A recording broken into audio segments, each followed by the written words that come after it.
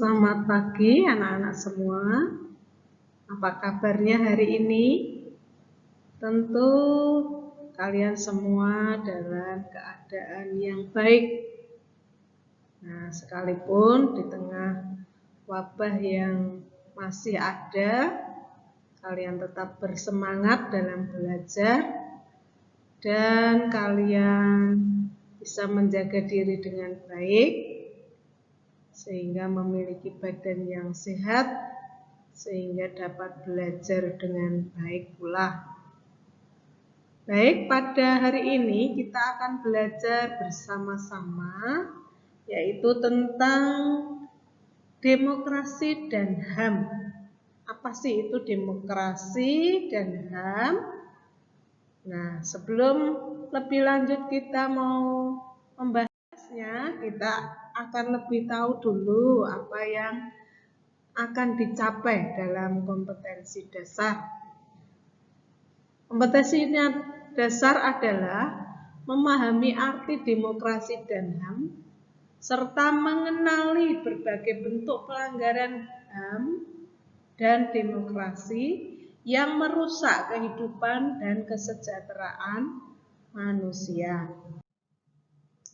Tujuan yang akan dicapai dalam pembelajaran ini adalah melalui proses belajar, peserta didik mampu menjelaskan pengertian demokrasi dan HAM, kemudian menjelaskan cara mewujudkan HAM, kemudian menjelaskan cara kebenaran firman Tuhan tentang HAM menurut Alkitab.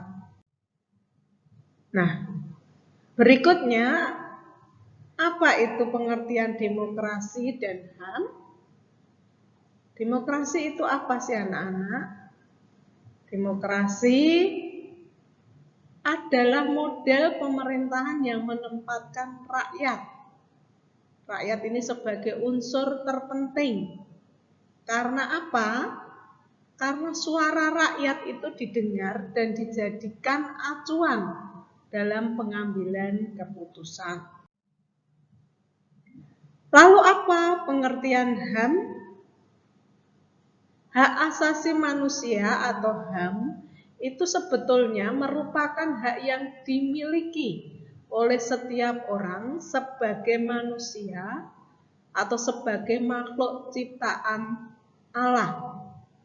Nah, hak yang paling mendasar ini adalah hak untuk hidup. Hak hidup seseorang tidak dapat diambil oleh siapapun atau dirampas oleh siapapun. Itu kenapa dan siapa yang memberinya? Nah, tidak boleh diambil atau dirampas oleh manusia karena manusia itu tidak berhak.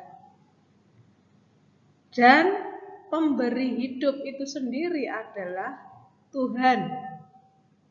Sehingga kalau Tuhan yang memberi, Tuhan sendiri yang berhak mengambil. Jadi manusia itu tidak berhak sama sekali merampas atau mengambil hak tersebut.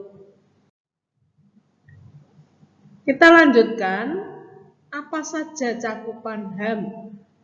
Cakupan HAM ada 3, yaitu hak warga negara mencakup hak untuk hidup. Kemudian yang kedua adalah hak politik, yaitu mencakup hak berserikat, membentuk politik. Dan yang ketiga adalah hak ekonomi dan sosial. Lalu bagaimana dalam Alkitab berbicara tentang HAM? Kalau di dalam Alkitab memang tidak dikatakan bahasanya itu hak asasi manusia, cuma di dalam Alkitab, khususnya dalam Kejadian pasal 1 ayat 26 sampai 28, di situ dijelaskan bahwa manusia itu diciptakan segambar dengan Allah.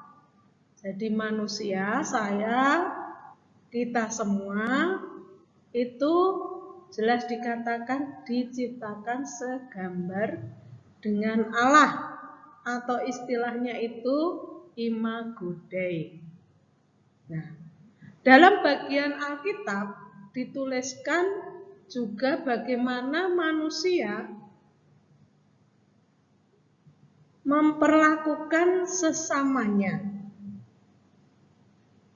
Nah, di sini dalam bagian kitab Raja-Raja pasal 21 ayat 1 sampai 16, di situ dijelaskan bahwa adanya sikap tidak adil, menindas, merampas hak orang lain. Nah, di sini dalam Raja-Raja pasal 21 ayat 1 sampai 16 itu dikisahkan bahwa seorang raja bernama Raja Ahab, dia itu memiliki kuasa untuk memberlakukan negerinya, memimpin negerinya. Sebagai pemimpin ini ternyata dia itu memiliki rasa ingin memiliki kebun anggurnya Nabot. Nah, pada waktu itu memang kebun anggurnya Nabot itu dekat dengan istana raja. Tetapi Nabot ini tidak ingin supaya kebun anggurnya ini dimiliki oleh raja. Karena raja tidak bisa memiliki kebun anggurnya Nabot, ternyata dia bercerita kepada istrinya yaitu Isabel bahwa dia menginginkan kebun anggurnya Nabot. Ada alasan kenapa Nabot tidak menjual kebun anggurnya. Itu karena kebun anggur itu adalah warisan dari orang tuanya, warisan keluarga, sehingga tidak dijual. Nah, kemudian istrinya Ahab memiliki cara bagaimana supaya dia bisa mendapatkan kebun anggurnya Nabot. Kemudian dia mengutus orang-orang bawahannya supaya mengirimkan orang-orang supaya Nabot itu menjadi orang yang bersaksi dusta. Dengan berbagai akal akhirnya memang Nabot itu kemudian dirampas kebun anggurnya sehingga raja bisa memilikinya. Nah, perlakuan demikian ini adalah merampas hak orang lain, berlaku tidak adil. Nah, HAM diwujudkan melalui kehidupan seperti yang terjadi, yang baik itu adalah seperti dalam Mazmur 133. Bagaimana dalam Mazmur 133 itu? Dari Mazmur 133 dikisahkan bagaimana kehidupan yang rukun, damai itu terjadi dalam kehidupan sehari-hari. Nah, kehidupan yang seperti inilah sebetulnya yang akhirnya membawa suatu berkat. Berkat Tuhan itu turun atas setiap diri manusia. Nah, sayangnya kita itu kadang tidak berlaku demikian. Kadang kita itu memiliki ego yang tinggi, memiliki rasa iri, tidak berdamai dengan orang lain sehingga menghambat berkat itu. Nah, dalam Mazmur 133 ini memang baik. Makanya Tuhan itu mencurahkan berkat dalam orang-orang itu. Hidup seperti inilah yang harusnya kita terapkan. Kita bisa berlaku hidup rukun rukun, damai, itu tidak hanya dengan orang yang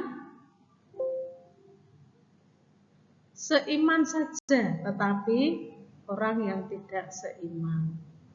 Dalam prakteknya sehari-hari, kita hendaknya misalnya bersikap yang baik pada orang lain, bertoleransi, saling menghormati, menghargai, sehingga otomatis berkat Tuhan akan turun. Berikutnya kita akan belajar bagaimana sejarah singkat demokrasi dan HAM itu sendiri. Nah, awalnya sampai lahir yang disebut dengan makna Kartang itu pada tahun 1215 terjadi di Inggris. Nah, sebuah piagam dikeluarkan di Inggris guna membatasi monarki, kekuasaan absolut, yaitu pada masa Raja John. Kemudian disusul lahirlah Bill of Rights di Inggris itu pada tahun 1689, yaitu adanya undang-undang yang mengatur tentang kebebasan. Kemudian pada tahun 1941, seorang yang bernama Franklin Delano Roosevelt, dia berpidato tentang 4 kebebasan.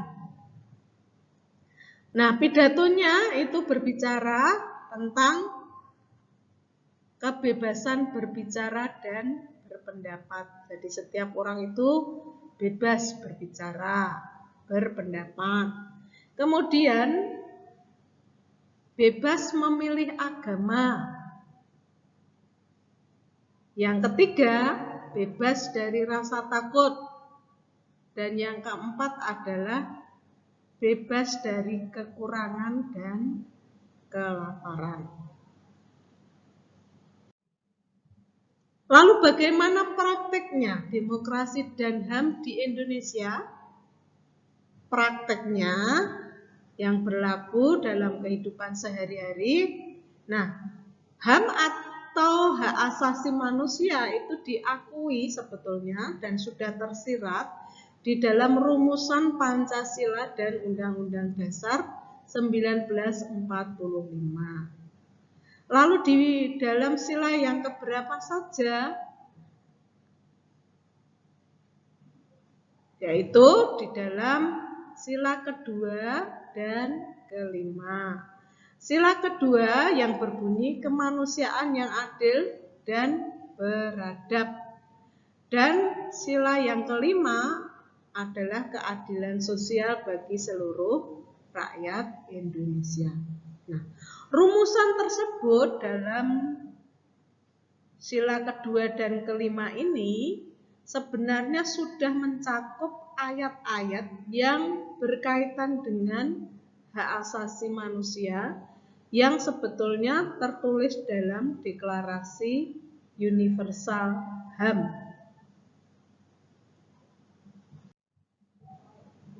Nah, anak-anakku sekalian, setelah kita belajar tentang demokrasi dan HAM, berikutnya kalian mengerjakan soal yang Bu Yuli berikan. Ada 5 soal. Yang pertama adalah apa yang dimaksud HAM? Sebutkan bentuk-bentuk sikap pelanggaran HAM. Bentuknya seperti apa?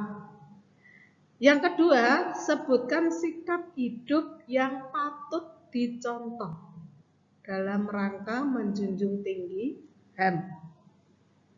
Lalu yang ketiga adalah sebutkan 4 hak asasi manusia yang patut dijunjung tinggi oleh siapapun. Yang nomor 4, berdasarkan kejadian 1 ayat 26 sampai 28, berikan alasan mengapa HAM itu kok tidak boleh dirampas oleh siapapun. Dan yang nomor 5, Jelaskan bagaimanakah praktek kehidupan yang dicerminkan dalam Mazmur 133. Demikian anak-anak, soal ini harus kalian kerjakan, kemudian kalian kirimkan lewat Telegram. Dan perlu diperhatikan untuk kalian semua supaya tetap menjaga diri dengan baik. Cuci tangan yang bersih pakai sabun, kemudian menjaga pola makan yang sehat, istirahat yang cukup, minum vitamin, kemudian jaga jarak, pakai masker. Sehingga kita semua tetap sehat, sehingga bisa mengikuti pembelajaran dengan baik. Terima kasih. Ingat, patuhi dan jadikan kebiasaan.